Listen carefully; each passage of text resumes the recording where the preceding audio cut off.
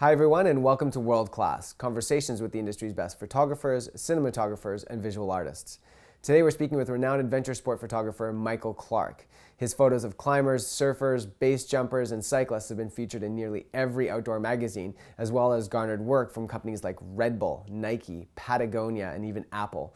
He speaks to us today from his home in New Mexico. Well, Michael, thank you so much for joining us for our very first episode. This is exciting. Thank you.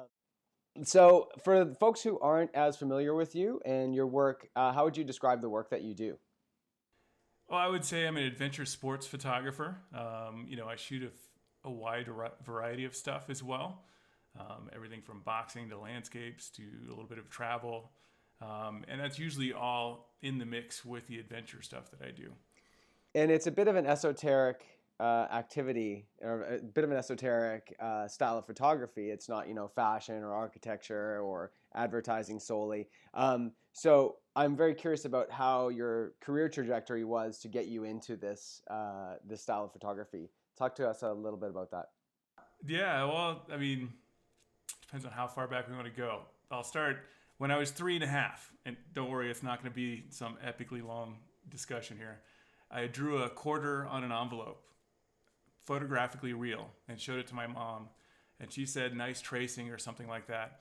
And then she made me draw it again, and we realized I had this God-given gift. I could draw things photographically real at like 3.5 years old. And so then I was in art classes for the rest of my life at home until I was 18 and went for college. And I studied everything from painting to sculpture, you name it. Photography was just one of those things I studied. So I went to school. Art came so easy to me that they kind of just made up classes in high school because they ran out of art classes for me to take. And I was the kid sitting over in the corner doing whatever I wanted, and they just gave me a grade. But for university, I got kind of bored with art. I decided I wanted to do something challenging. So I studied physics. And at the end of that, I took a class on mountain geoecology and started rock climbing. And it was rock climbing that kind of brought me back to photography. So I developed a lot of those skills in junior high and high school. And then through rock climbing, I really got into taking pictures of all these adventures I was having. And so when I started out in my career, I started out as a rock climbing photographer. And for the first 5 years, that's pretty much all I shot until I realized I'm going to go broke if I just shoot just rock climbing. So then I started shooting all the other adventure sports. And where was the shift into shooting full time? So presumably if you went to school for physics, were you working in that realm for a while and then made a transition, or have you always been a photographer as far as a profession is concerned? No, there's definitely a transition period. I worked for about a year in physics and saved up some money. And then I traveled the world for 2 years, sponsored by MasterCard and Visa, I like to say. Not that I was just using my credit cards. I don't recommend that way of starting your career, but it worked for me. It took a long time to pay off. But it took me about 3.5 years having a part-time job. I worked in an outdoor store. I didn't work in physics when I was starting because I needed a job where I could access active athletes, in different genres. And also a job that would give me a lot of time off. And that's one, and it also allowed me to get gear for cheap, which is the other part of this. It's not just photo gear, it's like, backpacks and jackets and boots and climbing gear. So for about 3.5 years, I worked in outdoor stores 2 weeks a month, and then 2 weeks of the month I would go shoot. And then after 3.5 years, I decided to jump off the cliff and go full time. And what helped you make that decision? What was sort of a landmark moment? Did you see that there was income coming in, or was it sort of putting the cart before the horse that you said, well, if I do this full time, then I think I can make that income? What was the switch? Yeah, it was definitely, those 3.5 years I was building up clients. Some of my early clients were like Patagonia, the outdoor clothing company, outdoor photographer. I was definitely shooting for the climbing magazines here in the United States and some international ones as well. But, those 3.5 years, I was shooting on spec, on speculation that I could basically sell the images. I never got assignments. And that's kind of how you start out, is you just start shooting. You have to build up a portfolio of work that you can show people that you can actually get something interesting. So they're not going to hire you for an assignment until you kind of prove yourself that you can consistently come back with amazing images, or decent images at least. So at some point, I was living very cheaply. I was a climber. I was a dirt bag. So, I knew how to live really cheap. I lived out of my car for a significant portion of time. Ate ramen noodle and beans and rice, burritos. But there was a certain point where I was making enough money fairly consistently that I thought, well, it's going to be hard to make, to pay for bills and everything on that. But if I go full time, I think I can stretch it and make it work. And, it's literally like jumping off a cliff, seeing if you can fly without a wingsuit. Right. And do you, when you look back on that time, especially considering where you are now, can you isolate particular times that were more challenging than others, like moments where you're like, man, this is hard? Is there anything like that, or did things just really start to flow for you? I mean, it seemed like every few months there would be an epic financial, cash flow. I'd have $10 in my bank account and I owed $2,000 in bills. Like 2 days later, and I'm like, okay. And a $2,000 check would show up to cover it like 2 days later. And it was just kind of, that kept happening over and over and over. So it's kind of blind faith and a little luck maybe. What was obviously that, getting a cash or getting a check in the mail or having money show up all of a sudden is a good motivator to keep going because it keeps food on the table. But was there anything psychologically that, or anything that made you motivated to keep going despite all of the challenges? That you're like, I still really want to do this? Yeah, I think for me, I was in love with two things: the sport of climbing, not just rock climbing, but ice climbing, mountaineering, the outdoors in general. And then I was in love with telling the stories of the adventures I was having. And then when you see your images in print, that's a huge motivation factor.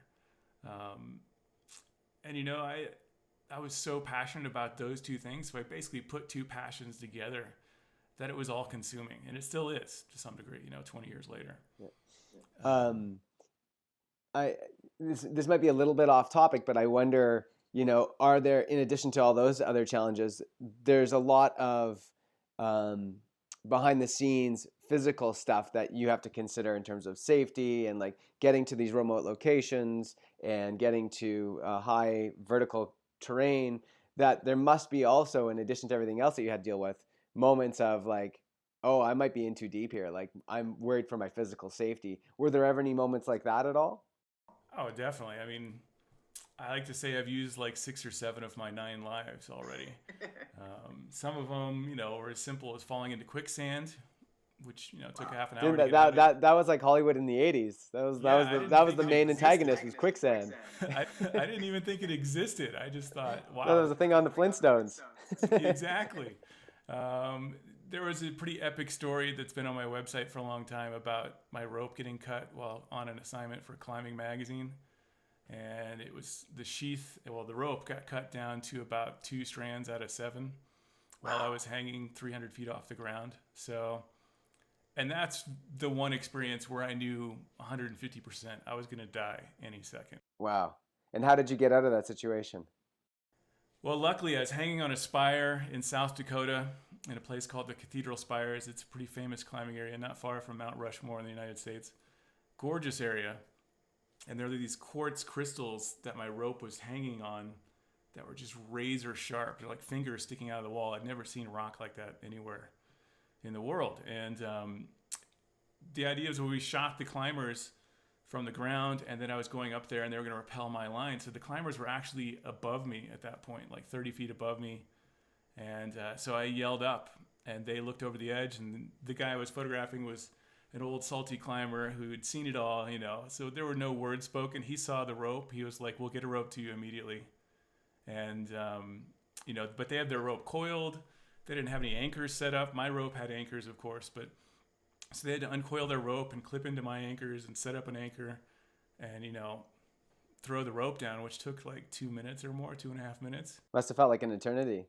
Oh man, the funny thing is you see what happens, to yourself pretty quickly. I was expecting to kind of freak out there for a bit, but then it just went calm, and I was making my peace with God because I was like, this isn't happening fast enough. I'm going to die any second. So the rope fell in front of my face. I tied in faster than I've ever tied in, and then just kept going to the top. Wow. Uh, we'll get a chance to talk a little bit a bit more about some of the specific genres of photography that you do and sort of what happens behind the scene. But I want to kind of trace back a little bit and find out for people who were almost like yourself. They just finished college and they're out there traveling America and they're rock climbing or they're on surfing trips or they're skydiving or whatever they're doing, and they're like, I also love photography and I want to make a living on this. What can they expect, especially now? I mean, the world is a little bit different than when you started, but what do you think they have in for them right now? Well, I mean, when people ask me this question, the three things I typically tell them is like, look, you're going to have to work harder than you've ever worked before. Because, those good images don't happen just like while you're standing there. You've got to like make it happen. So most of what I do is set up to some degree, because in most of the adventure sports world is set up. There's not many events that I photograph. So, we go out at the right time of day. So you've got to create amazing work. Secondly, your motivation, your passion's got to be incredibly high. So shoot what you're passionate about. The other thing I tell them is it's all about the work. So you've got to have incredible images. And if you can't come back with incredible images, it's going to be tough. So you've got to have work that's at least as good as what you see out there, if not better. Right. And that'll make it a lot easier when you start shopping your images around to license an image to somebody. And what I find interesting about you is that you started as a climber and doing a lot of climbing photography, and that makes it a lot easier to do because you can get to the same places that these climbers are. You can pre-rig, you can do all this sort of stuff. But then you go into realms like surfing, skydiving, BMXing, mountain biking, that kind of thing. How did you transition into areas that you knew less about, and how did you manage getting the right shot and knowing the sport so well that you can anticipate the athlete's movement and those types of things? It's a learning process, so I think 4 or 5 years in, like I said, I started looking around and saying, there's other sports going on around me, like whitewater kayaking and mountain biking. And that was about the time that like downhill extreme free ride mountain biking started in Moab, Utah, in that area. So I met a friend who had some friends who were some of the top downhill mountain bikers in the world, and he made a connection for me. So, I mean, the other part of this equation is that knowing people, being able to cold call athletes and say, look, I want to do a shoot with you. Are you open to it? And I didn't have tons of money at this point. So it's not like I'm offering them some huge payday. I'm just saying, look, I've got a track record of having my images published. I haven't really worked in the mountain biking world, but I'm pretty sure I can get amazing stuff. And here's a link, even back in the early 90s or late 90s, I had a website. It wasn't gorgeous or anything, but they could at least go check it out online and see what I've done. So it was basically connections with whitewater kayaking. I had some friends here locally, and I didn't shoot like super crazy extreme whitewater kayaking, but I slowly kind of moved into those sports, or not moved, but started shooting those sports in addition to the climbing. And then from there, it became a factor of just rounding out my portfolio with as many different sports as I could access. And once you start shooting mountain biking and kayaking, it's not really much different. It's just a moving object and how you place it in the frame. And I didn't have to climb, so I could just stand there. Right, exactly. So did you ever feel at any point that it was important for you to try those sports and kind of understand it from an athlete's point of view, or were you able to look objectively and just say, I know what's going to make a good shot, and if I just stand here and the light is right here, it's going to look great, and I don't need to be a downhill mountain biker, for example? Where were you on that scale? Oh, for mountain biking, I ride my road bike all the time to train. I've got a mountain bike. I'm not a crazy, amazing mountain biker. I've whitewater kayaked in class 3 rapids. I've canoed whitewater in class 4. I've rafted in class 5. So I have a feel for what it's like as an athlete in most of the sports. Surfing and like base jumping are the two sports that I've tried surfing once or twice, but that's totally different than shooting Kelly Slater at Chopu on a giant wave. So, but I'm a really good swimmer, so I can swim out. And I've swum out with my good friend Brian Bielman, who's like the legendary surf photographer for the last 40 years. So I've had some good teachers in those sports that I don't know that well. And, by talking to the athletes, you can get a really good feel, especially these days in digital. because you can see the image on the back of the camera. The athletes want to see those images because they're looking at their form, they're looking at how they look, and they're like, oh, well, that's cool, but I can push it even farther. Or, okay, this isn't really as good as it could be. I can do something way more extreme. Let's try this. So that helps a lot now. Yeah. I remember thinking that, actually, looking at some of your surf shots, especially, the ones where you're in the curl, in the wave with the surfer, and knowing that, like, that's a hard shot to get. Like, you have to have a lot of skill, and you have to have a lot of fitness and ability to be able to get into that position and know the timing. And so that was pretty impressive, considering that, you're not really a surfer, that everything that you do know just comes together. Your swimming ability and your photography ability comes together to make that work. Yeah, I mean, I would say swimming at Pipeline is probably the scariest thing I've ever done in my life as a climber. All the climbing stuff, rappelling off El Cap or some, giant 3,000 foot cliff, that's no big deal. You have trust in the gear. Even though all my surf buddies look at me like I'm totally nuts. They think I'm insane doing that stuff. But for me, it's just, you're a fish out of water in the ocean if you don't live on the ocean. And anyway. Yeah. And so to give people a sense, like, as we talked last time about, I have a bit of a background in outdoor adventure as well. And I've written a few articles for magazines that have been partnered with photographs.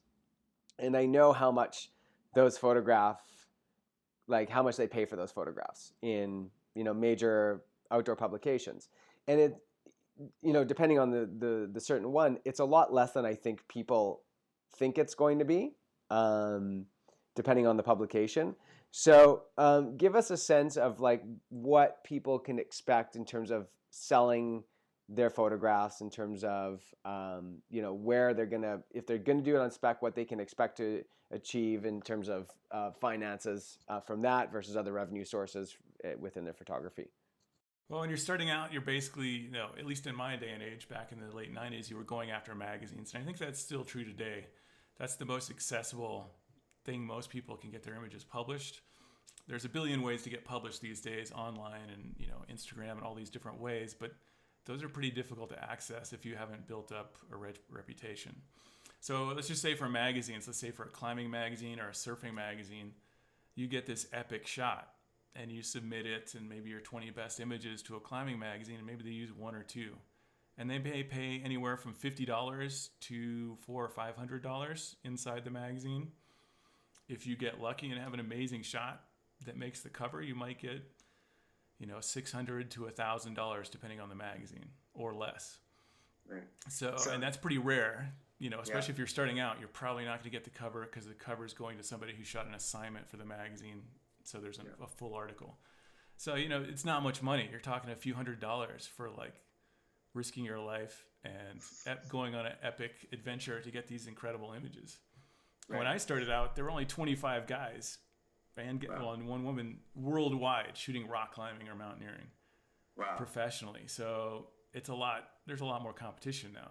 Right. And what are, I don't know if this can be a blanket consideration across the board, but I remember years ago talking about what makes an outdoor photograph marketable. And so I was told, it was sort of like either you got like a big name athlete or something really important is happening.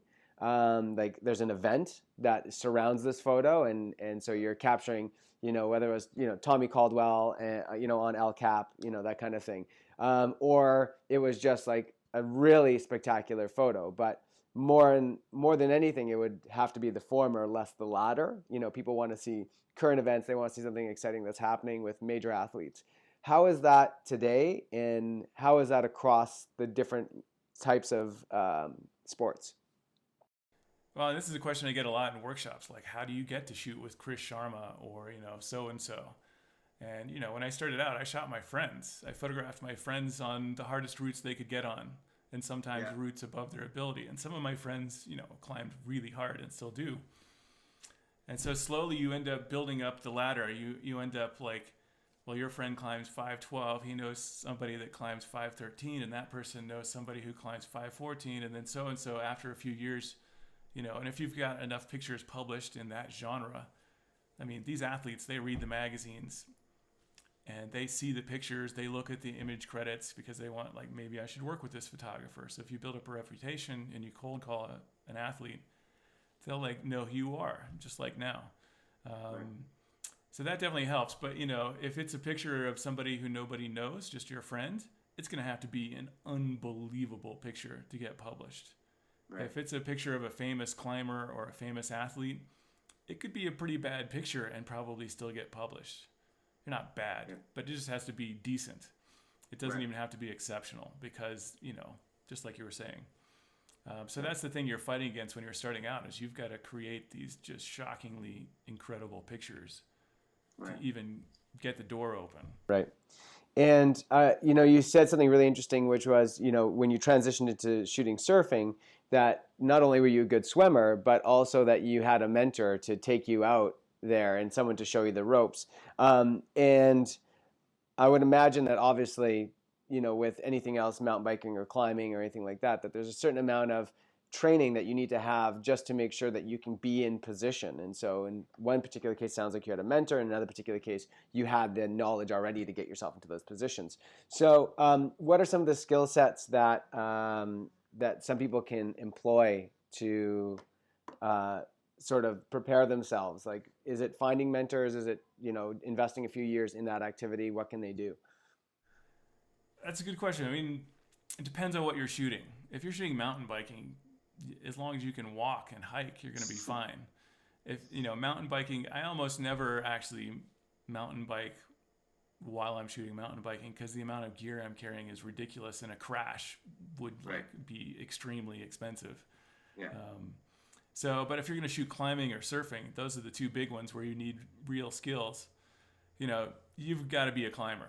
There's nobody that's shooting climbing that's not a climber. So, and you better, you don't necessarily have to be a world-class athlete.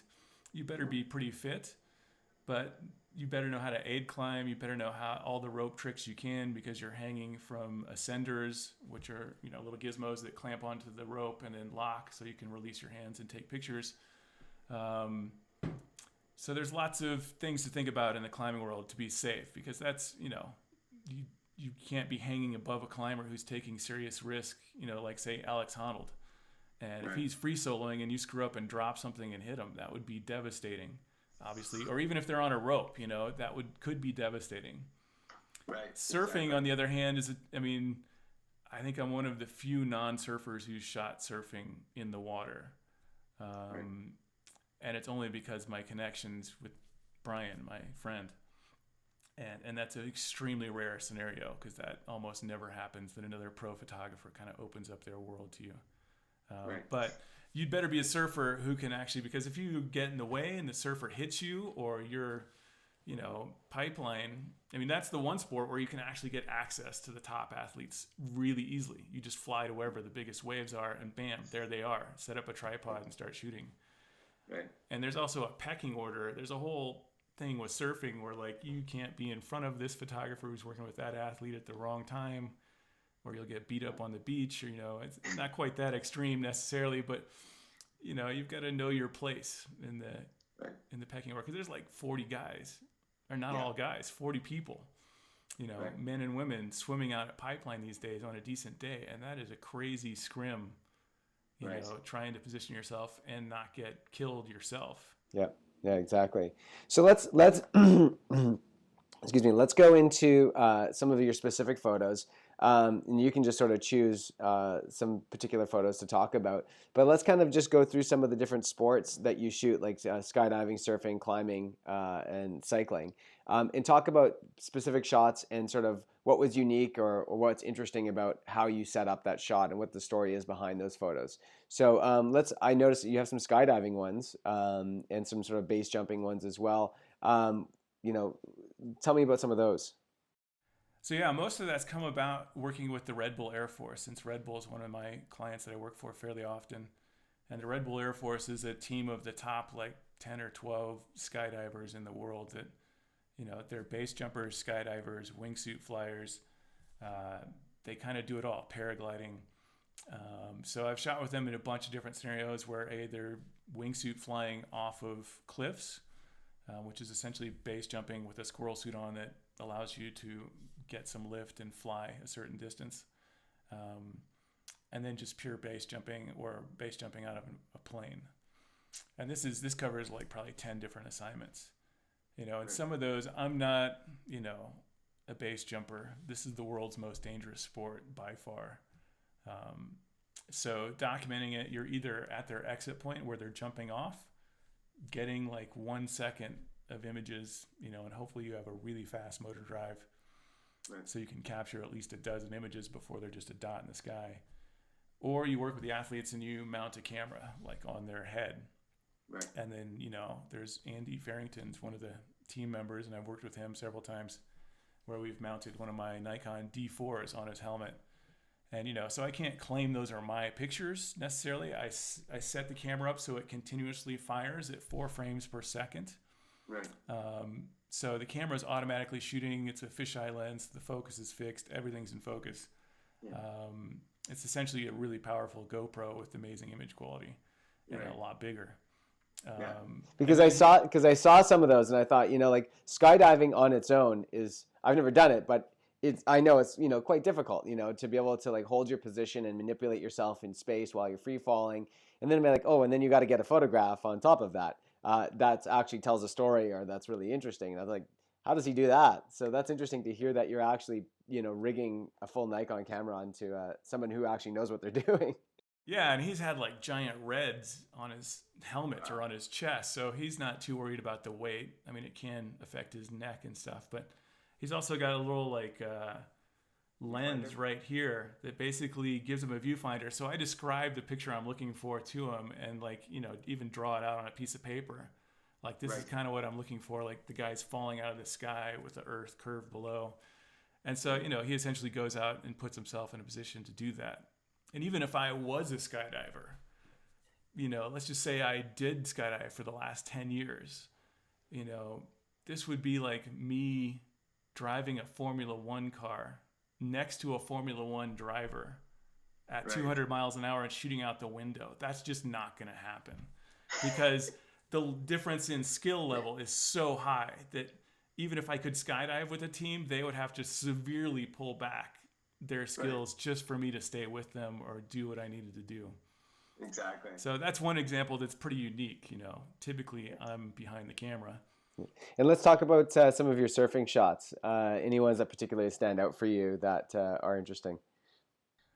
There's a ton of them. I mean, shooting at Tahiti at Chopu is pretty special. You're in a boat, going up and over the shoulder of every wave, and the surfers are only, 30 to 40 meters, 100 feet away from you. So they're really close. You're shooting with a 70 to 200. That's not that far away, or you're swimming, right in front of the boats, which is not crazy difficult unless a huge set comes in with the water housing. But I mean, one of the most challenging surf shots I've done is lighting a surfer from the beach, from like a football field and a half distance away. So 500 feet away, 180 meters or so. With strobes, and I think we have some video of that. But that was incredibly challenging. So in all of my work, I'm trying to take it, like I said earlier, you've got to create pretty astounding images. So I'm trying to push the envelope on what's possible. Right. And, surf photographers have lit up surfers with strobes in the past, so it's not like it's never been done, but it's never been done from that distance, from the beach. Right. And so we pulled it off with 5 Linchrome strobes, which was pretty amazing. I was kind of shocked we pulled it off. Brian was assisting me, Brian Bielman, and he was shocked we pulled it off because he's tried it a bunch of times too. So. And what made this one, other than just like luck and timing, was there something technologically happening with the equipment that you're using now that makes it possible now that it didn't make it possible before? It's this technology called high sync that Linchrome has, or hypersync is what it used to be called with Pocket Wizard. I shot the surf shot before high sync came along, so it was using hypersync. It basically allows you to use a much higher shutter speed with flash than you've ever been able to before. Right. And I think for that surf shot, we're shooting at like 1/1200th of a second, basically, which allows you to darken the background and show the flash effect. And shoot presumably wide open and with a very shallow depth of field. So we're shooting at f4, so there's so many things that had to come together for that shot. It still boggles my mind that we got it because we had 5 1100 watt second flash heads. So there's 5,500 watt seconds, all battery powered, with these long throw reflectors. And then I had a 600, the equivalent of a 600 f4 lens shooting at f4, which is pretty shallow depth of field, even at especially at 600. So A, he had to be in focus, B, he had to get a jump, and C, the flashes had to actually hit him, which is the biggest issue. So I had 4 assistants moving the flashes. So we were actually pointing them at because they were like lasers. They were so focused, and we got literally 1 or 2 shots out of that whole 3-hour session. And the surfer only caught 3 airs. So meaning he only was like jumping above the wave 3 times because the waves weren't spectacular that day, sadly. And when you're shooting outside and doing tests, how can you see how, I know that you probably decide early on what your modifiers are on the strobe units, but how do you know in full daylight whether you're really getting the spread or the spot that you need? Yeah, that was fully the experiment. At first, we weren't moving the flash heads. And then we were realizing that, okay, the light's going behind them. It's going in front of them. We're totally missing them with the lights. Then, after like 45 minutes, we decided, okay, we need to move the flash heads. Because, the surfers are moving all over the place as they catch the wave. And the wave's not always in the exact same place. Right. And then within like literally a few minutes of putting assistants on the flash heads and moving them, we got the shot that appeared, on their website for Lincrom. Wow, incredible. Let's talk about some of your climbing shots. Obviously, this is your biggest area of expertise. The one that stands out for me, obviously, is the Devil's Tower shot, but you've taken so many more, like the ones in Spain or Mallorca with Chris Sharma and all these other ones. Let's talk about what goes into getting some of those really memorable shots. Well, those are fairly easy. It seems crazy to say that, but you set up, you spend the time to get in position, set up the ropes, work with the climbers to get up either at early morning, good light, or you're shooting at last light of the day. Like the Devil's Tower shot, that was 6 hours of getting 3 rope lengths up Devil's Tower and getting set up and hanging there, and it was overcast that whole day, and we were like, oh man, I don't know about this. We could totally get skunked. But I noticed there was like a thin line just like where the clouds ended and the horizon started, and I'm like, you know what? I have enough experience to know that we might get 10 minutes of like unbelievable light right as the sun's going down, so let's keep going. And it happened. We got like this, probably some of the best light I've ever seen in my life. Right in the perfect place on Devil's Tower. And what are you doing to, it's one thing just to hang a rope, but obviously when you hang a rope, you're pretty much right over the athlete. What are you doing to get out from where the athlete is? Are you doing any special rigging? Are you using multiple ropes? How does that work for you? It depends on the climb. Sometimes I'm using multiple ropes. Sometimes I'm just using one rope. And what you do is you pull up the rope underneath you and you put it in a rope bag. And then you have to watch for your shadow depending on where the sun's at. So that's always an issue, but I try and set up on the right side so I don't have that issue fighting me, and then you just got to be really comfortable where you're at and moving around on the ropes and the rock, because I didn't necessarily have to climb the rock itself. I climbed ropes following the athletes up to that position. But, So how often do you find that you're accessing these environments via the athletes ascending, or versus how much you can just walk up to the top of something, drop a line, like in terms of like the team that you need to be able to get these shots? What's that look like? It's half and half, for climbing, especially, like Ouray, Colorado. Like one of my best known climbing images lately is some of my ice climbing shots that were lit using similar techniques as the surf shot, but not as many strobes. Anybody can walk to where I was shooting at. I just set a flash up on a bridge overlooking the ice climb, and I was rappelled in on the other side of the climb, or standing on the ground, a little bit down from the top.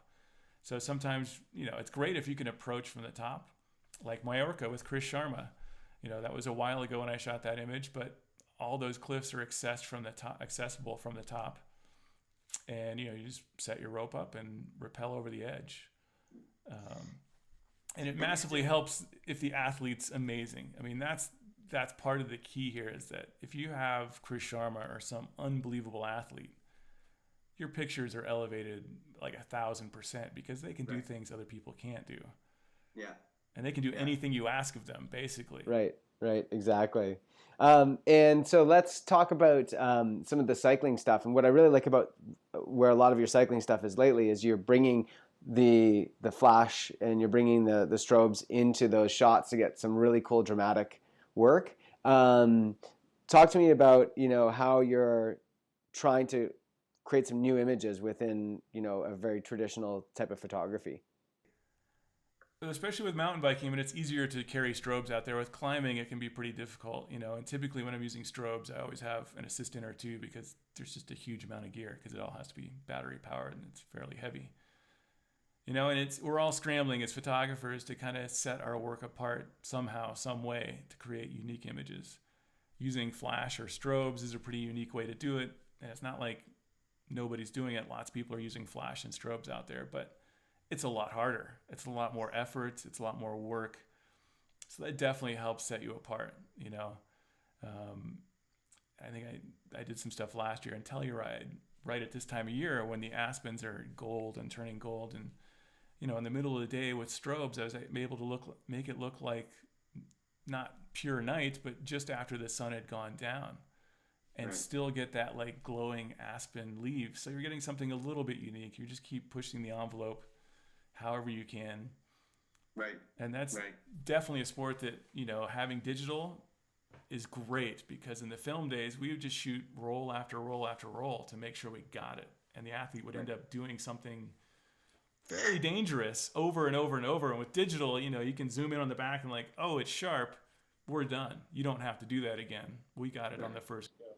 Yeah. And, you talk about lugging all this gear in.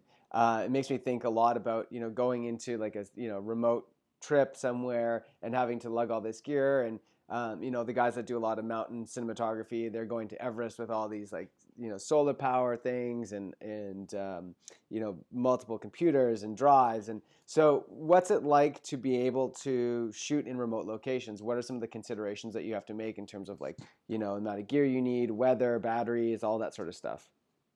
It depends on how you're going in. If you're hiking, then you're going to severely limit what you can do. If you have Sherpas or if you have horses or mules or a truck or a boat, then you can take a whole lot more. Like the last few years, I worked on an Amazon project, which wasn't adventure sports, but it was documenting indigenous tribes that were recently contacted in the Amazon in Brazil. And we had 48 cases because we were shooting a documentary, so we had a boat. We could get in, it took us 4 days to get in, but that's a unique situation. We had solar panels to power everything. For other stuff, like earlier this year, I went to Patagonia and traversed the Patagonia ice cap and over 10 days. So obviously for that, I took one camera, 2 lenses, maybe 3, can't remember, and a whole bunch of batteries, no laptops, no solar panels, nothing. And we were carrying 70-pound packs for 10 days.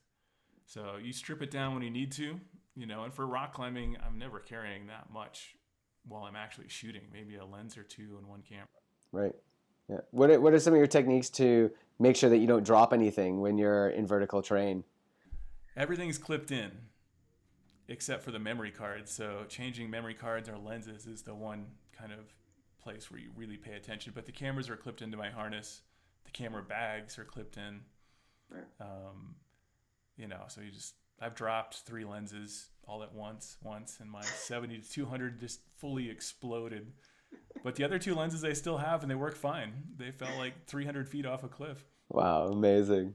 What about sort of adverse weather conditions? So either like really sandy desert where it's blowing and sand everywhere, or like really cold ice climbing where batteries don't last as long and things can freeze up, and moisture. How do you deal with all those, and what are some of the things that you've come up against in those particular circumstances? Well, honestly, the cameras usually do better than I do. These days, they're so tough. I mean, -40, no big deal. Sure, the batteries don't last as long, and maybe your LCD will freeze, but you just tape like a hand warmer to the bottom of the camera, and it works fine. One of those chemical hand warmers. Like the Amazon was tough conditions for us personally. It was like 108 degrees, so like 47 degrees centigrade and 100% humidity. And the cameras actually did totally fine. They were warming up a lot, but we were the ones that were near heat stroke and had other issues. Sand is definitely a problem. You know, I live in a fairly dusty place here in New Mexico. But the cameras are so weather sealed these days that, you know, maybe you put a plastic cover over them. Surfing especially, you know, you got to really watch your cameras, especially if you're swimming out, having a water housing. I've seen water housings crack on, you know, the reef and stuff like that. So obviously you're killing cameras. And I've definitely killed some cameras. I fell in the ocean with some cameras once by accident and, you know, killed all the cameras and lenses I had with me, which was kind of pricey, but I had backup. So, I mean, that's the thing. As a pro, you're always taking backup gear. You're not just going out there with one thing, you know, unless it's somewhere you have to strip down really light, like the Patagonia trip or climbing. I think that's a really interesting point that you make too, in terms of like the trajectory of your experiences, is that there's going to be a lot of broken things and a lot of like, you know, accidents, hopefully not anything like personal body accidents, but just accidents with gear. And you have to be prepared for that and know that that's going to happen. And there's a, you know, sort of a funny joke in the film community that if you're a camera assistant and you're interviewing for a job and they ask you, have you ever flashed a roll of film or dropped a camera? And you say no, they won't hire you because they're like, well, come back when you have more experience, right? So, yeah. So I think that certainly people have to be prepared that, you know, that's going to happen to them in their career. You try to do everything to avoid that, but part and parcel of just being out there, you're subject to those risks and be prepared for that. I want to kind of start to wrap this up, but what I'm curious about too is, you know, when you kind of being where you are now and looking back, is there anything that sort of stands out for you in terms of where, you know, what you wish you knew, you know, a decade ago or 15 years ago, that you know now? What would your future self or modern self say to the 15 years ago, Michael? Yeah. Well, if I knew when I started what I knew now, then I may have hesitated because, you know, it never gets easier. I always thought early on, like, if I can make it 10 years in this gig and establish myself, I'll have assignments flying at me left and right. You know, I'll have more work than I know what to do with, and I'll have it made in the shade. And then I met James Baylog, actually, who did the Extreme Ice Survey, pretty famous photographer, made the film Chasing Ice. And we had a conversation, and he was like, you know what? It never gets easier. And he was obviously much more senior in his career, probably closer to where I am now in his career 20 years ago. And he's like, there's always those young, you know, upstarts looking to take your job. And so you have to keep pushing the envelope. And then the thing that happens that I didn't realize, you know, I kind of realized it, but I didn't fully know, is that there's always cash flow issues no matter what. Right. It's just the numbers are much bigger. Maybe you put up $20,000, you know, in expenses for this next job, and sure, you're going to get that back, but you may not get that back for 3 or 4 months. Right. Or hopefully less than that, hopefully a month. But you're going to have to cover some pretty huge amounts of money for these big assignments. You know, so I think the realization, I knew early on that it's going to take a long time. I mean, I'd done enough research and talked to enough pro photographers. I knew, look, it's going to take 10 to 15 years to really get established. So I didn't expect like to make tons of money for the first 5 to 10 years. Right. I did okay, but you know, that definitely helped. If you're thinking this is going to happen like overnight in a year or two, that's just not happening. Mm-hmm. Maybe for that 0.0001%, it might happen like that. Yeah. Yeah. And I think that's the challenge, right? Because in the era of social media, you know, we're kind of shown a world in which there's a lot of young people doing a lot of really incredible things, and it can be intimidating, you know, for somebody like, you know, for us who are, you know, older and more established in our career, saying like, you know, we're still fighting, and there's these guys that are like, seem to have just come out of high school and they're crushing it, right? And you know, how are they doing it? And I wonder, you know, from somebody who's established in their career, how do you manage this modern context of social media and Instagram and Twitter and Facebook? How does that integrate into the work that you do? It's hugely important, but let me say one more thing before we move on from that Sure. last thing. The best advice I ever got from the mentor when I was starting out was keep your overhead as low as possible. And every time I have ignored that advice, I've paid for it, literally, like big time, and that's difficult. And when I talk to photographers who are, maybe older in their 30s or 40s and want to start a career, if they have a family, if they have kids, if they have huge responsibilities, it's going to make it much tougher. It's not to say it's not possible. It's just tougher. So if you know how to live cheap, at least in my genre, and can stretch your money as far as possible, that's going to go a long ways. Anyway, so back to your question, social media. Because there's all this free food that's in the back of supermarkets at the end of the day. So if you... or at the climbing area, you got buddies. I mean, ramen is cheap, 8 for $1. That's not too bad. You might not live very long, but... Yeah, exactly. But back to, social media, the industry has changed so much. It's just ridiculous how much different. It changes on a daily basis. But, these days... I hate to admit it, but social media is almost more important than your website. Like Instagram in particular, photographers who are doing really well now have pretty big followings on Instagram. And that's a pretty hard pill to swallow, and I hate saying that. The other flip side of this is we've come into the age of good enough is good enough. And, there's not many clients that can see the difference between decent work and astounding work. So if you're going to try and make it, I would shoot for making just astounding images and look for those clients who are willing to pay for it. Which takes some experimentation to figure that out. It'll take a long time, but it comes down to basically quality takes time. It doesn't happen overnight. Right. But, on the social media front, I'm on Instagram, I'm on Facebook, I'm on Twitter, I'm on Google+. I'm on like 5 or 6, LinkedIn, this, that, and whatever. And most of my effort goes to Facebook and Instagram, Instagram in particular. And in terms of, like, you talked about this where, there's a glut of images out now, because of Instagram, because of Facebook and social media, that the line between really great images and mediocre or average images is kind of like not as clear anymore, because we're just inundated by images so much now that it's hard for us to recognize. But I always look at photography as something that sells a feeling or an emotion, and a brand is looking to sell their product and attach their product to a meaning or an emotion. And so presumably if you are a very good photographer, which means that you can get a shot on budget as the client wants, sell that feeling, you can replicate it. So they're like, we love this shot that you did, just give us that shot. Yeah, no problem. My guess is that's how you, in a world of a glut of images, that's how you make yourself marketable, is because any kid with a smartphone can go out and take a really nice picture, but like, okay, go out and replicate that for us exactly how we want it. And then that's where it becomes very difficult, right? What are your thoughts on that? And being able to shoot video. Right. Not simultaneously necessarily, but create that same thing, or at least shoot a behind the scenes video, or have a team together is a big part of it as well. That's definitely being a professional. That hasn't changed at all. You've got to be able to deliver on time, on budget, and make things happen.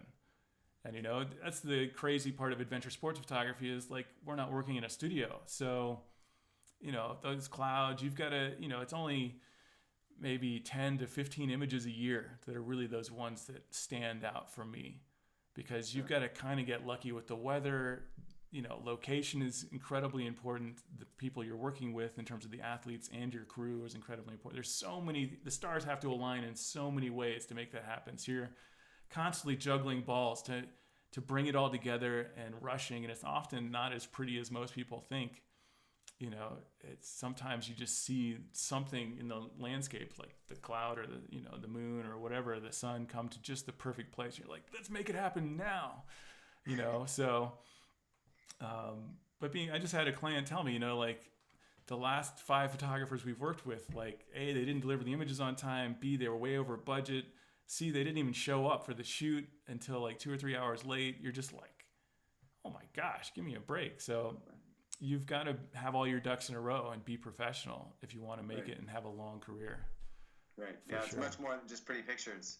Right. There's a lot that goes into it, and especially in the adventure sports world, you've also got to understand the risks the athletes are taking, and be sensitive to people. You got to be a nice person. Nobody's working with people that are a pain in the butt,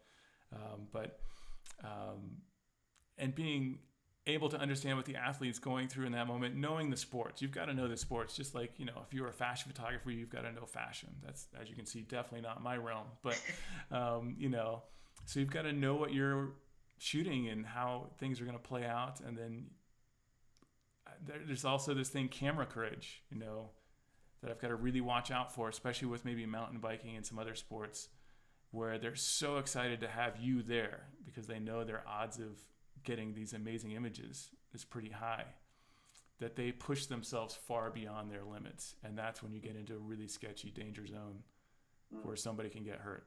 Yeah. It's funny, right? Because we don't think of ethics in the work that we do in that particular light, but, because the camera is on them, the sort of the medium is the message thing, that our being there influences their decisions, and that could be detrimental to them, obviously, right? And definitely. Yeah. That's the scariest possibility. Yeah. I face as a photographer, somebody getting injured on a shoot. Right. And so sort of last question for you is, for you, what's the future hold in terms of the next couple of projects that you want to be doing? What type of work are you getting into that might be new and unique? What are you excited about? There's lots of fun projects coming up, where you just keep pushing the envelope. From that surf shot, I'm taking the high sync, like super advanced strobe techniques, trying to take it to a different level than a lot of people have done. And I work with the Linchrome, so I have, one of the best lighting companies out there helping me do that. I'm also just bought a Hasselblad earlier this year, so I'm trying to push the envelope on my portrait photography, Right. which is, may not seem so important, but it's pretty important. As Rob Haggart, who's the guy who runs aphotoeditor.com, he was the photo editor for Outside Magazine and Men's Journal. I met with him years ago, and he told me, look, kid, you're great at shooting action. You're one of the best out there, but you're useless to me if you can't take a decent portrait. So he's like, I'm going to hire a fashion guy to shoot this adventure sports thing because, a monkey with the camera can get the adventure shots, the action shots. Not really, but that was his line. And he's like, you adventure photographers can't light your way out of a paper bag, is what he said. This is like 15, 20 years ago. So this is a long time ago. And he was true. It was very true. So he said, go buy yourself some strobes and a Hasselblad and start shooting portraits. And then you'll be way more valuable. Because even if you're shooting corporate level stuff, they need portraits. So it's not like I'm just going to shoot portraits, but I've been working on it for the last 10 years to up my portraiture game. I'm constantly looking to improve my skills in every part of my photography, and shooting lots of video. That's like a big thing. I'm trying to push into video more because it's a required skill these days as a still photographer. That's awesome. I mean, that's sort of the message, is that there's always the fight. I mean, it's a good thing, right? It's always the challenge, and it's always exciting. It never kind of gets dull and boring, but there's always a new challenge to kind of tackle next, right? And you never get bored. There's never a dull moment. Yeah, I mean, and I'm shooting all kinds of different sports. So it's funny, I don't shoot climbing that often anymore, which I'm kind of sad about. So I try and do personal shoots with climbing as much as possible. And, I've got kayaking shoot, I've got surfing stuff coming up, winter's coming on. So it's time to head back out to Hawaii and maybe Africa and some other places to shoot surfing. It's a rough life.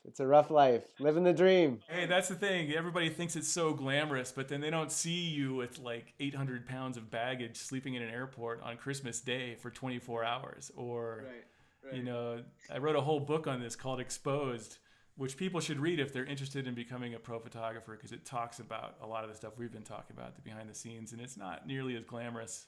Sure, it is glamorous sometimes. I'll give you that. But it's not nearly as glamorous as most people think it is. Yeah, beats a desk job. Yeah, well, though, I sit at my desk quite a bit, though. Maybe not. That's the one thing people don't understand about photographers. They spend more time at their desk than anywhere else. Yeah, the shooting is a small percentage of this whole deal, like maybe 10 to 15, 20% at max. The rest of the time you're hustling to get the next job, and then you're either in transit or, what we call pre-production, like doing all the legwork to get whatever you're going to do to happen. And then taxes, all the other junk that it comes with owning a small business. exactly. Awesome. Well, Michael, this has been a fantastic conversation. It's everything I wanted and more. So you gave us some great insights about what goes on behind the scenes to get those incredible shots. And I think that the community is really going to appreciate your time that you gave to us today. So thank you again. I really appreciate it.